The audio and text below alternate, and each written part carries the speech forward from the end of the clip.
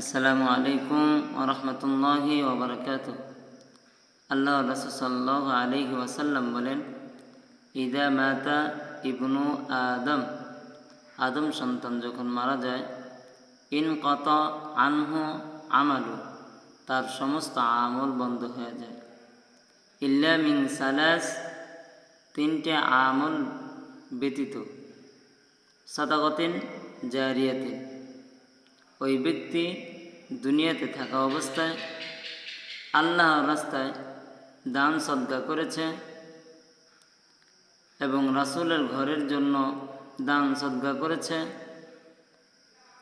এবং জনগণের জন্য রাস্তাঘাট ব্রিজ ইত্যাদি করেছে।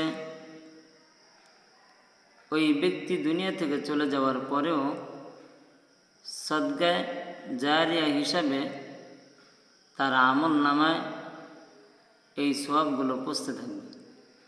2 নম্বর, আও ইলমিন ইউনতাফাউ বি, এমন ইলম যেই ইলম দ্বারা আমি আপনি মারা যাওয়ার পরেও মানুষ উপকৃত হইবে, মানুষের উপকারে আসবে।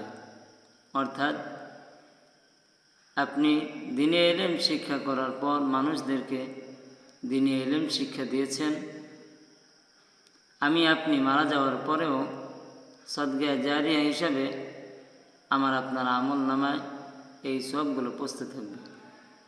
3 নম্বরে, আও ওয়ালাদিন সালিহিন ইয়াদউ লাহ, নেককার সন্তান, যে সন্তান আমি আপনি মারা যাওয়ার পর মহান আল্লাহ তাআলার কাছে আমার আপনার জন্য দোয়া করবে, এমন একজন নেককার সন্তান রেখে যাওয়া।